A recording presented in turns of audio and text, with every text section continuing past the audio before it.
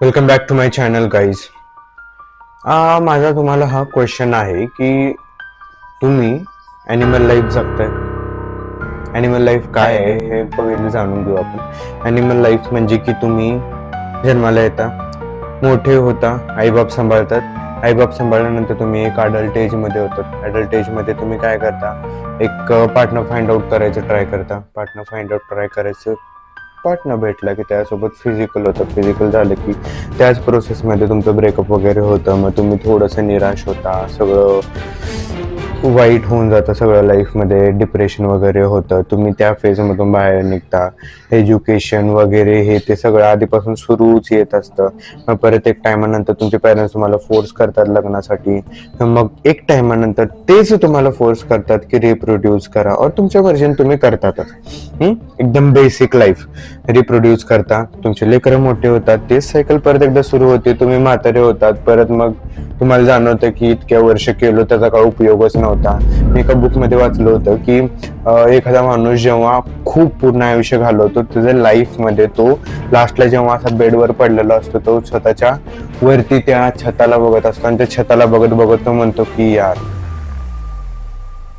हे असं आयुष्य मी घालवलं. मी का स्वतःसाठी काय नाही केलं, मी का स्वतःचे डिसिजन्स नाही घेतले, मी का स्वतःच्या पॅरेंट्सच्या विरोधात स्टँड नाही घेतला की यार मला हे नाही करायचंय, मला हे ॲव्हरेज लाईफ नाही जगायचंय.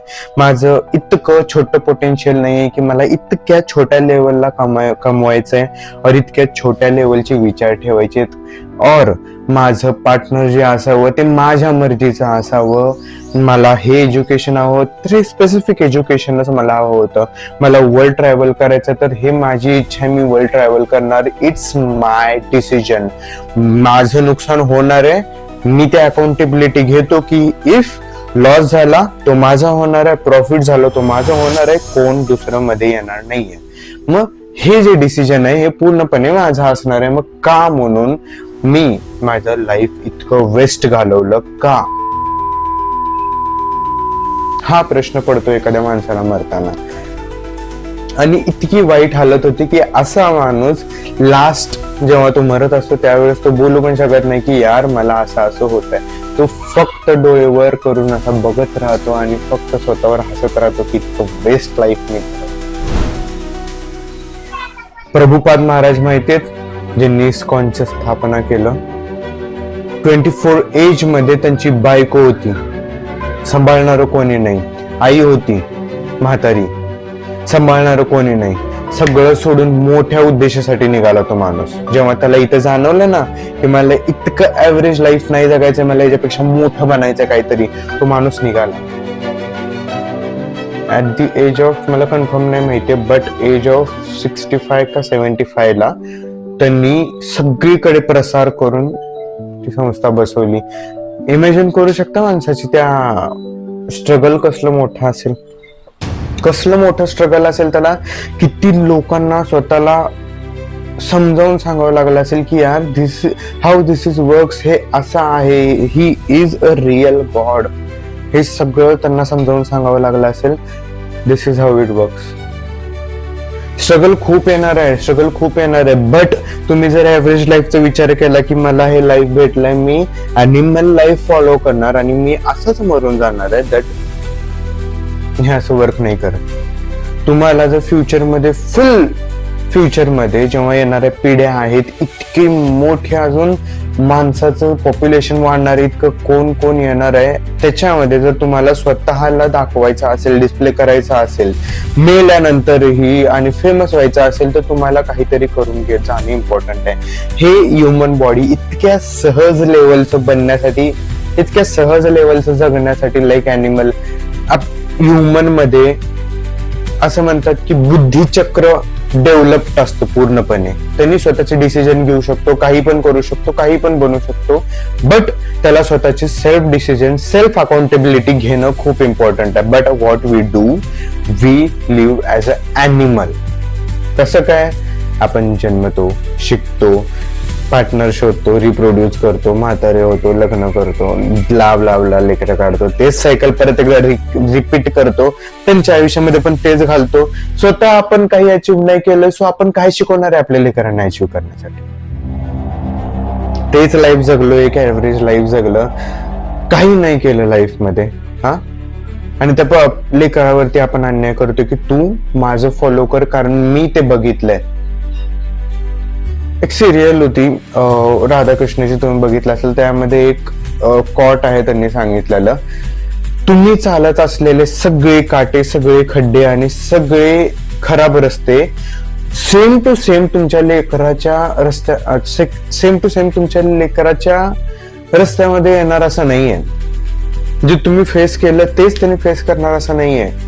सगळ्यांची जी पोटेन्शियल असते ती वेगळी असते, सगळ्यांची पोटेन्शियल असते ती वेगळी असते. सगळेजण वेगळ्या लेवलनी, सगळ्या वेगळ्या दृष्टीने सगळं जग बघत असतात. हू नोज, जे तुमच्यासाठी अवघड आहे ते त्यासाठी सोपं आहे, त्यांनी ते करून जाईल, इतकी इझिली करून जाईल की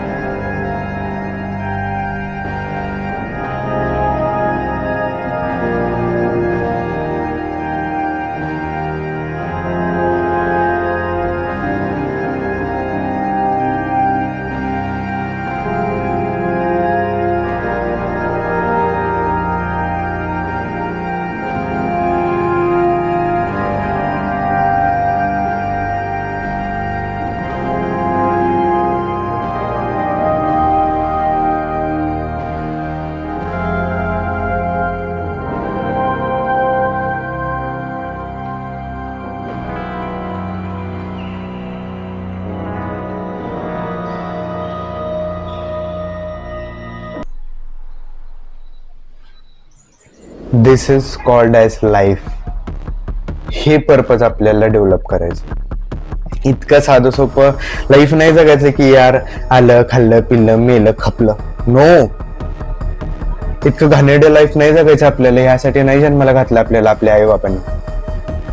आपण इव्हन जेव्हा एक प्रोसेस मध्ये होतं ना, स्पर्म मध्ये, जेव्हा आपल्याला त्या एग मध्ये जेव्हा एंटर करायचं होतं आपल्या मदरच्या एग मध्ये, तुम्हाला माहिती आहे आपण किती स्ट्रगल करून आलोय. एव्हरी पर्सन जो जन्माला आलाय या पृथ्वीवरती, every one is a warrior. एकामेकाशी फाईट करून आलोय आपण इथे. एकामेकाला डिफीट करून, स्पीड मध्ये पळून, कितीतरी रेस मधून आपण इथे पोहोचलोय. इतक्या रेस मधून, इतकं वॉरियर बनून आपण इथे आलोय आणि बाहेरच्या वर्ल्ड मध्ये येतोय एका व्यक्तीसाठी ज्यांनी आपली बेकिंमत केली, जो आपल्या आता आयुष्यामध्ये पण नाहीये. त्यासाठी आपण सगळं सोडतोय. इमॅजिन करा, तुमच्या आई बापांनी तुम्हाला लहानपणापासून सांभाळलंय. तुम्ही जे काही होप्स, जे काही सांभाळण्याची ताकद त्या माणसाला दाखवली होती ना, त्या माणसाला ते होप्स तुमचे पॅरेंट्स तुमच्यापासून ठेवतात. आणि तुम्ही काय करताय, तो गेला म्हणून पूर्ण आयुष्य उद्ध्वस्त झाला. अरे विचार करा, तुमच्या पॅरेंट्ससाठी तुम्ही लास्ट होप आहेत आणि तुम्ही काय करताय, तो गेला हे कसं जगणार यार. Fuck off. तुम्हाला कळतं तुम्ही किती शिटी लाईफ जगताय. ग्रोथला पकडलं, ग्रोथ होत जाईल. शीटला पकडलं, शीट होत जाईल life. This is how it works. मग तुम्ही काय चूज करताय, ग्रोथ चूज करताय का शीट? तुमच्यावर डिपेंड आहे. जे त्या माणसाने तुमच्यासोबत केलं ना, त्या व्यक्तीने, तेच तुम्ही तुमच्या पॅरेंट सोबत करताय. पूर्णपणे ऍव्हरेज लाईफ, पूर्णपणे शीट लाईफ तुमच्या पॅरेंटला तुम्ही देताय. जे धोका त्यांनी तुम्हाला दिला तेच तुम्ही तुमच्या पॅरेंटला देताय. ह्याच्याने फक्त एकच होईल की तुमचं ग्रोथ थांबेल, तुमचे एजचे खूप वर्ष वाया जातील. तुम्ही कधी बघितलंय का एका कॉम्पिटेटिव्ह एक्झाम साठी लढणार आहे एखाद्या मुलाला, वॉरियर म्हणून मी त्याला, तो मुलगा काय म्हणतो माहिती, काही पण होऊ दे पण मी माझ्या आयुष्याचा टाइम नाही घालवणार, मी टाइम नाही जाऊ देणार. Time is most important for me. Gap नाही पडायला पाहिजे, काही पण होऊ दे, लाईफचा गॅप नाही पडायला पाहिजे. गॅप पडला ना माझा लाईफ वेस्ट आहे. तेवढा टाइम मी घालवला तर माझं लाईफ वेस्ट आहे. किती मोठा टाइम जातो माहिती. एज लिमिट जेव्हा कळते ना की आपल्याला एवढ्या एवढ्या लिमिट मध्ये काहीतरी बनवून दाखवायचं, नाही तर सगळे आपली तुच्छ बघणार, आपल्याला उपयोग नाही असं बघणार. आणि त्यावेळेस काय होतं माहिती का, सगळे सोडून जातात. सगळे सोडून जातात. तुम्ही इतके एकटे पडताना सगळं आठवतं परत. जीवापाड जेव्हा तुम्ही कुणाच्या जवळ जाता, नाहीतर कुणाला तरी म्हणता की यार तू आहेस ज्याने मला सांभाळून घेतलंय. या इतक्या साऱ्या स्ट्रगल मधून ज्या व्यक्तीला स्टेबलाइज केलंय, बॅलन्स केलंय, एक पेन मधून ज्याने बाहेर काढले तो तू आहे. आणि ऍट लास्ट तो माणूस काय म्हणतो माहिती, तू जे माझ्यासोबत फील करतोय ते मला त्या व्यक्तीबद्दल फील होतं आणि मी त्यासोबत जाणार. कारण जरी त्यांनी मला पुढे जाऊन त्रास दिला, आय डोंट केअर. का? कारण मला ते फील होतं जे तू माझ्यासोबत फील कर. मोठं रूल आहे, डोंट शो की तुम्ही काय फील करताय एखाद्याबद्दल. ऍव्हरेज वरती ठेवा. ओके, मी हे फील करतोय बट माझ्याजवळ खूप मोठं गोल आहे. तुम्ही कधी बघितलं असेल एखाद्या मेन जवळ ज्याच्याजवळ एक मोठं गोल आहे ना, एखादी मुलगी त्याच्या आयुष्यामध्ये येण्याच्या आधी त्यांनी काहीतरी गोल पकडले, तो जास्त अट्रॅक्टिव्ह वाटतो मुलींना. जेव्हा तो त्या गोलला त्यांच्यापेक्षा मोठं जेव्हा ठेवतो ना, तो बोलतो मी हे अचीव्ह केलं तर मी राहीन, मी तुझ्यावर डिपेंड नाहीये, तुझ्यापेक्षा जास्त मला मोठं ते आहे, कारण मी ते अचीव्ह केलं तर मी राहीन आणि तुला सांभाळू शकेन. राहायचं तर राहा, but this is I am, this is how and who I am. हे माझं पर्पज आहे लाईफचं. मी असंच जगतो, असंच राहतो आणि असंच जगतो. इट्स अप टू यू की तुला मला असं चालवून घ्यायचंय की ऍव्हरेज सगळ्या पोरांसारखं चालवून घ्यायचंय. 10 पोरांमध्ये जातोय, मज्जा करतो, इतकं मोठं माझं सर्कल होतं, सगळं सिटी लाईफ होतं, रोज जायचो, चहा प्यायचो, इतकी मज्जा करायचो, आम्ही खूप एन्जॉय करायचो यार, खूप एन्जॉय करायचो. बट त्या मुलाच्या लाईफ मध्ये जेव्हा टाइम येतो ना, हे सगळं सर्कल सोडून जातं माहिती, सगळं सर्कल सोडून जातं. मग ऍट लास्ट हा व्यक्ती म्हणतो, ब्रो मी खूप मोठी चूक केली लाईफ मध्ये. हा ज्याला तुम्ही सोडून गेलात ना, तो कोण आहे आणि काय बनू शकतो ह्याचं पोटेन्शियल तुम्हाला माहित नाही. बट तुम्ही जे केलंय ना त्याचे रिग्रेट तुम्हाला फुल लाईफ टाइम होईल. आणि इवन दो तुमच्यामध्ये जर ताकद आहे, बी ग्रेटर देन एनीवन. कुणासोबत कुणापेक्षा तर जास्त आपण नाही होऊ शकत. एकूण एका व्यक्तीपेक्षा कोणी ना कोणी मोठा असतोच. बट तुम्ही जर लाईफ मध्ये मोठे व्हाल ना, तो माणूस रिग्रेट करेल. म्हणून फक्त ग्रोथ वरती फोकस द्या. मी तुम्हाला तेच सांगतो, ग्रोथ वरती फोकस द्या. डोंट फोकस ऑन शेट वाढत जाईल. बेकार आहे लाईफ सगळं. हे फालतू गोष्टींवरती नका लक्ष देऊ, ह्याच्यावरती लक्ष द्या की तुम्ही कसं ग्रो करू शकाल. ते माणूस नी डाऊन होईल आणि तुमच्या जवळ येईल. दिस इज दी हार्ड ट्रूथ. त्या माणसाला कितीही वाईट वाटू दे मला ऐकताना, मी असं नाही बोलायला पाहिजे त्याला हर्ट करण्यासारखं, but this is how it works.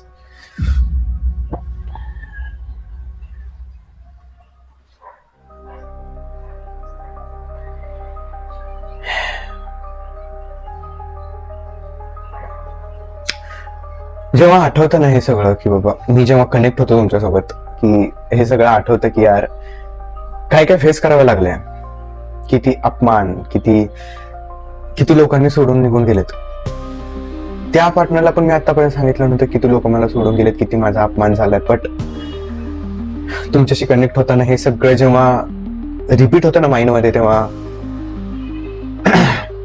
एक वेगळ्या लेवलचं एक ट्रॉमा बीट होतं की यार हे सगळं टाइम माझं टेम्पररी होतं, हे सगळे लोक टेम्पररी होते आणि मला लाईफ मध्ये एकटं जगायचं, कोण येणार नाही मला सांगून घे. ओ रे पा, काय झालं तुला? हे वर्ड्स कुणाचे नसणार आहेत, मला स्वतःला सांभाळून घ्यावं लागणार आहे. I have to be the strongest one who will handle himself. I am the strongest one. आपल्या मेन टॉपिक वरती परत येऊया. फोकस ऑन की तुम्ही ऍव्हरेज लाईफ जगताय. हे आपली ऍव्हरेज लाईफ नाहीये. तुम्ही उठलात, रोज सकाळी उठलात, ऍव्हरेज टाइमला नाही, ब्रह्ममुहूर्तामध्ये इतकी ताकद आहे की उठा, स्ट्रॉंग. उठलं, एक रुटीन आहे माझं. मी उठणार, फ्रेश होणार, ब्रश करणार, एक्सरसाइज करणार. एक्सरसाइज झाल्यानंतर इलेक्ट्रोलाइट्स घेणार, इलेक्ट्रोलाइट्स घेऊन जाणार, आंघोळ करणार, पूजा करणार. एकदम स्पेसिफिक स्केड्युल्ड लाईफ आहे माझी, एकदम स्केड्युल्ड. उठलं, पूजा केलं. पूजा तुम्हाला वाटत असेल पूजा हा काय म्हणतो, जे काही रिलिजन मध्ये तुम्ही असाल, ट्रेडिशनली जे काय करता येते ते करा. इफ तुम्ही मुस्लिम आहे ते करा, इफ तुम्ही हिंदू आहे पूजा करा, जे काही असेल ते करा. कारण तुम्हाला कन्सिस्टंट ठेवण्याचं काम हे करतं, तुम्हाला एक पॉझिटिव्हिटी फील करण्याचं हे काम करतं. तुम्ही जितकं जास्त पॉझिटिव्हिटी फील करताय एक काम कन्सिस्टंट करण्यामध्ये, ते एक कन्सिस्टंट काम तुम्हाला 10 काम कन्सिस्टंट करण्यामध्ये हेल्प करतं. सो फोकस ऑन इट की एक स्केड्यूल लाईफ प्रिपेअर करा. तुम्ही ते केलं, ते केल्यानंतर तुम्ही पुढे जाऊन डाएट फॉलो केलं. डाएट फॉलो केल्यानंतर तुम्ही आलात वर्क मध्ये, इतकं डीप गेलात की 2 पर्यंत तुम्ही इतकं डीप वर्क केलं. 2 पासून तुमचं पूर्णपणे दिवस मोकळा आहे. तुम्ही 9 to 5 जॉब नाही करत आहे ऍव्हरेज एखाद्या माणसासारखं, जो फक्त 10 to 12,000 साठी इतका जास्त राबतोय की यार, इतका घाण राबतोय की त्याला स्वतःचं इतकं स्ट्रगल घालावं लागते. त्याच्याजवळ त्याला माहिती आहे त्याला इतकं लो लेवल नाही जगायचं, बट त्याला इतकं स्ट्रगल करावं लागतं. तुम्ही मुंबईचे लोक बघितले असतील, एवढ्या ऍव्हरेज पगारीसाठी ते किती स्ट्रगल करतात. रोज उठायचं, लवकर पळायचं, त्या कंपनीमध्ये जायचं, राबायचं, परत यायचं, परत इथे येऊन राबायचं. इतकं ऍव्हरेज लाईफ नका जगू guys. B consistent on your self. तुम्हाला खूप स्ट्रॉंग बनायचंय. ट्रस्ट ऑन दिस. तुम्हाला खूप स्ट्रॉंग बनायचं. हे ऍव्हरेज लाईफ आपल्यासाठी नाहीये. जे कोणी ह्या ऍव्हरेज लाईफ मधून वर निघालाय ना, त्याला खूप पैसा खूप छोटी गोष्ट आहे. तुम्ही इथून निघालात ना, इतकं स्ट्रॉंग सगळं भेटून जाईल ना, सगळं पैसा असा पडेल तुमच्याजवळ. बट तुम्ही पहिलं स्वतःला क्रिएटर म्हणून एक प्रिपेअर केलं पाहिजे. क्रिएटर म्हणून स्वतःला शो केलं पाहिजे. तुमचं काहीतरी प्रोड्यूस केलं पाहिजे, कंटेंट क्रिएट केला पाहिजे की this is how it works. Think on it guys. भेटूया नेक्स्ट व्हिडिओ.